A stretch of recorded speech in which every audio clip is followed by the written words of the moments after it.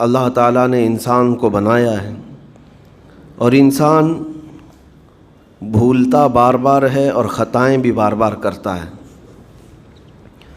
خطا کرنے والا اور بھول جانے والا اللہ کی بارگاہ میں ایسا نہیں ہے کہ وہ ہمیشہ کے لیے ناکارہ ہے، بلکہ اللہ تعالیٰ نے اسے زندگی میں بار بار موقع دیے ہیں کہ تو اپنی خطاؤں سے اور اپنی بھول سے پھر سے دوبارہ اپنی اچھی زندگی میں آ جا، اور اسی کو ہم السلام علیکم ورحمۃ اللہ وبرکاتہ۔ میرے پیارے پیارے عزیز دوستو، میں امید کرتا ہوں الحمدللہ آپ لوگ خیریت و عافیت سے ہوں گے۔ آپ جہاں بھی رہے اللہ آپ سبوں کو ہمیشہ خوش رکھے۔ میرے پیارے ناظرین، میرے پیارے عزیز دوستو، آج کی اس ویڈیو میں ہم لوگ جانیں گے کوئی بار بار گناہ کرتا ہے پھر اس کو توبہ کرتا ہے، پھر گناہ کرتا ہے پھر توبہ کرتا ہے۔ اس کے بارے میں مفتی سلمان اظہری صاحب بتا رہے اور ایسا کرنا کیسا ہے، صحیح ہے غلط ہے۔ تو آئیے میرے پیارے ناظرین اس ویڈیو کو، اس بیان کو شروع سے لے کر آگے تک دیکھتے ہیں، سمجھتے ہیں اور اس پر عمل کرتے ہیں انشاءاللہ تعالی۔ اللہ تعالیٰ نے انسان کو بنایا ہے اور انسان بھولتا بار بار ہے اور خطائیں بھی بار بار کرتا ہے۔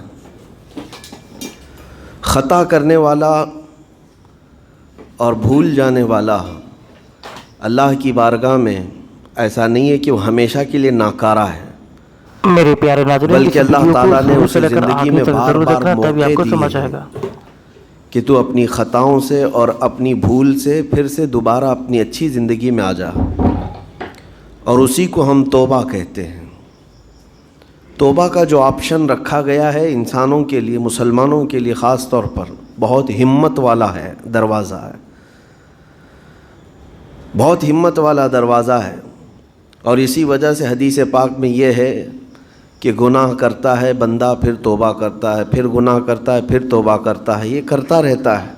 فرشتے اللہ کی بارگاہ میں عرض کرتے ہیں کہ مولا یہ تو بار بار وہی کرتا ہے پھر توبہ کرتا ہے۔ اگر ہمارے ساتھ کوئی غلطی ایک بار دو بار کر دے، تیسری بار تو ہم اسے چھوڑیں گے بھی نہیں۔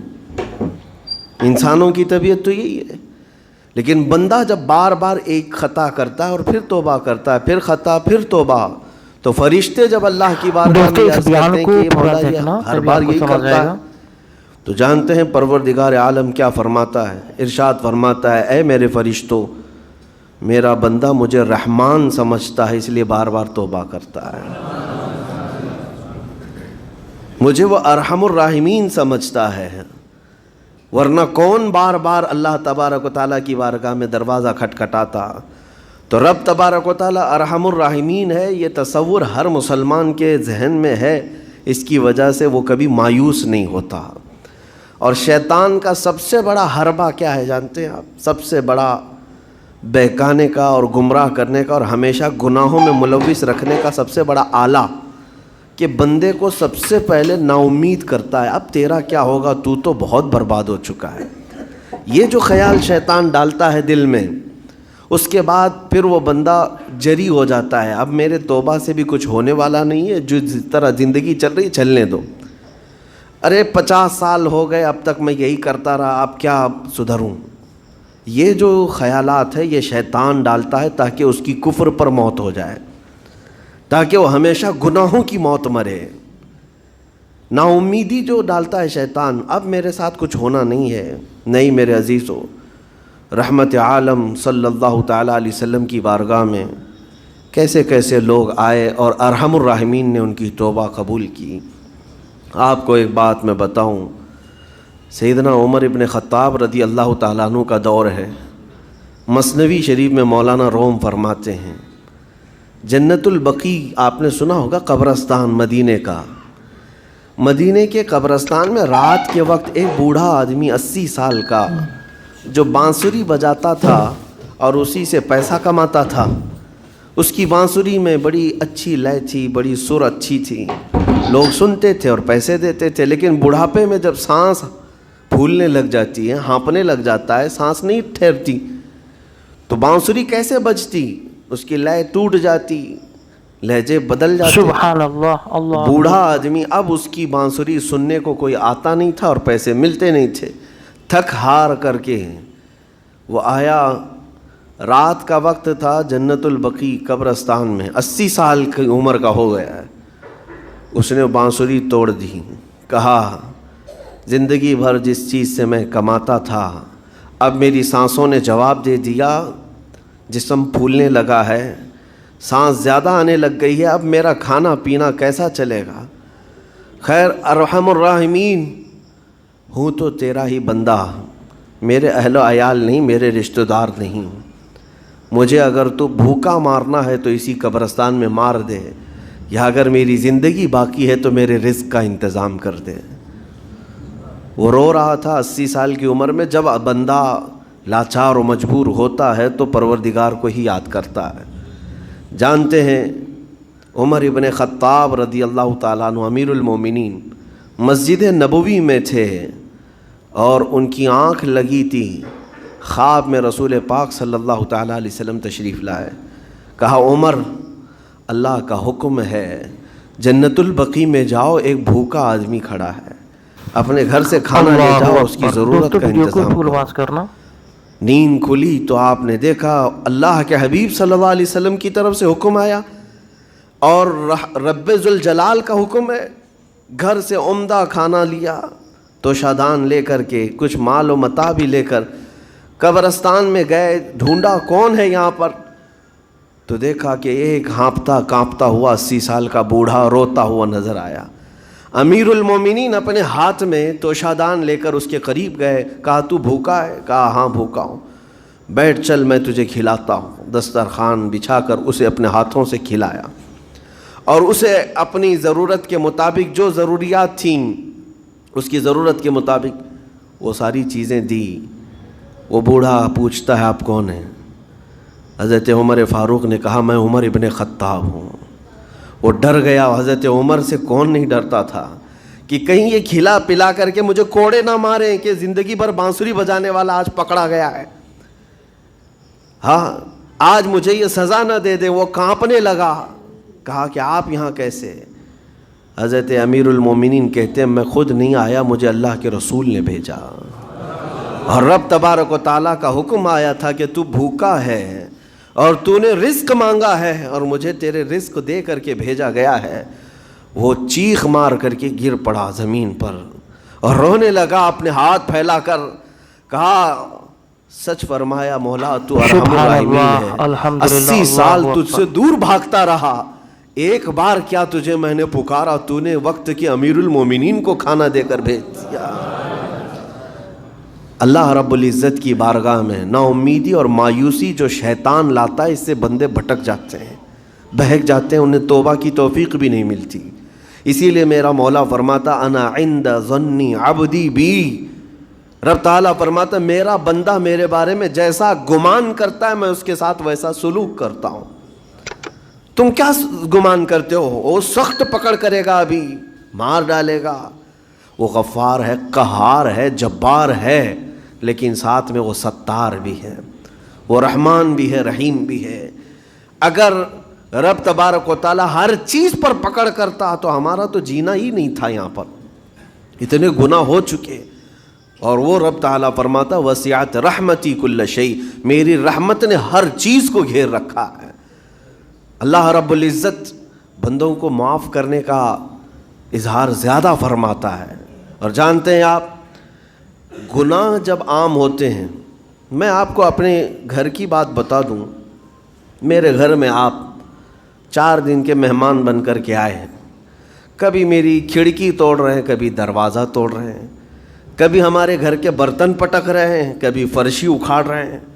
کب تک برداشت کروں گا؟ آپ کو نکال کر باہر کر دیں گے. مہمان نہیں، یہ بلا ہو گئی ہے، گھر سارا اجاڑ رہا ہے. ایک چیز پر چھوڑ دیا جائے، 2 چیز پر چھوڑ دیا جائے، یہ انسانوں کی فطرت ہے، انسانوں کی فطرت. لیکن رب کائنات اپنی کائنات میں ہم بندوں کو اتارا ہے، ہم نے کیا نہیں بگاڑا؟ اپنے گناہوں سے اس کی زمین کو لال کر دیا. ہاں اس کی نافرمانی سے ہم نے اس کائنات کے رنگ کو بدل دیا. کھلے عام گناہ، ننگا پن، بے حیائی، عیاشی، سب کچھ ہوتا رہا. اس کی کائنات ہے، اس کی زمین ہے، اس کی سلطنت ہے.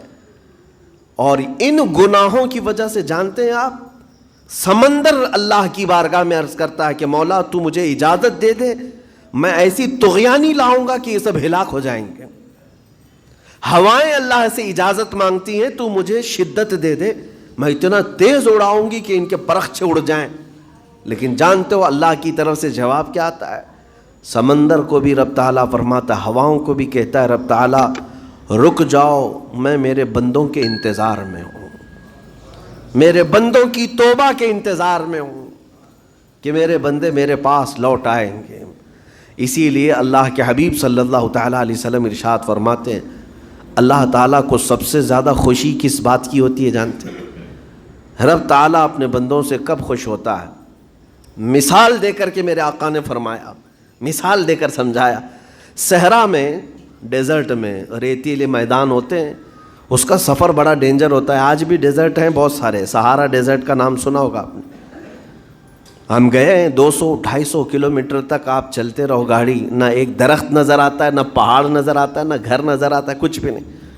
इस तरफ मैदान रेत का और आसमान लगा हुआ दिखता है, इधर भी आसमान, तन्हा हम अकेले नज़र आते रहते हैं। सहरा का जो सफ़र होता है बहुत कठिन होता है। नबी पाक सल्लल्लाहु ताला अलैहि वसल्लम मिसाल देते हुए इरशाद फरमाते, एक बंदा अपनी ऊँटनी लेकर, उस पे साजो सामान लेकर खाने पीने का सहरा के सफ़र पर था, और सहरा में खाना पानी बहुत मिकदार में ली जाती है क्योंकि कुछ मिलता नहीं, और जल्द से जल्द वहाँ से सफ़र गुजार करके आना। एक बार अगर रास्ता भटक गया मौत हो जाती है, वहाँ पे रास्ता मिलेगा नहीं, जिस तरफ भी जाओ तो लगेगा सीधा ही चल रहा हूं। अल्हम्दुलिल्लाह, डायरेक्शन ही नहीं पता होते सहरा में। हुजूर पाक सल्लल्लाहु अलैहि वसल्लम फरमाते हैं, एक बंदा सहरा के सफ़र में अपनी ऊँटनी के साथ साजो सामान लेकर सफ़र पर था। बीच रास्ते में उसे नींद आई, सोया, सो करके उठा तो देखा उसकी ऊँटनी साजो सामान के साथ गायब है। सहरा में, बीच सहरा में। अब जो सवारी थी वो गायब है, खाना पानी था वो गायब है, कुछ नहीं है साथ में। घबरा गया, परेशान हुआ, अपनी ऊँटनी को ढूंढता ढूंढता थक गया, कभी इधर कभी उधर, कभी इधर कभी उधर, हर जगह कहीं कोई निशान नज़र ना आए। और जब सवारी नहीं है तो अब कई 100 किलोमीटर का बग़ैर खाने पीने के कैसे सफ़र करता। थक हार करके दूसरा दिन हो कि तीसरा दिन हो, एक जगह वो बंदा सो गया, फिर से सो गया, अब रास्ता भी नहीं मिलता। सोया तो नींद से उठा जब तो देखा उसकी ऊँटनी भी मौजूद है, उसका साजो सामान भी है। ये मिसाल है, ये मिसाल है। मेरे आका सल्लल्लाहु अलैहि वसल्लम सहाबा से अब पूछते हैं, ऐ मेरे सहाबा बताओ उस बंदे को जो सहरा में गुमशुदा ऊँटनी जिसकी मिल जाए उसे खुशी कितनी होगी? सहाबा कहते हैं, या रसूल अल्लाह उसकी तो जान में जान आ गई होगी, क्योंकि वो जानते थे सहरा का सफ़र क्या होता है। कहा सबसे ज़्यादा उसे खुशी होगी कि उसका खोया हुआ सामान मिल गया, खोई हुई सवारी मिल गई। मेरे आका सल्लल्लाहु अलैहि वसल्लम फरमाते हैं, गुमशुदा ऊँटनी के मिलने पर जैसे उस मुसाफिर को खुशी हुई, उससे कई ज़्यादा बढ़ कर के रब ताला को उस वक्त खुशी होती है जब एक गुनहगार बंदा वापस तौबा करके उसकी बारगाह में आता है।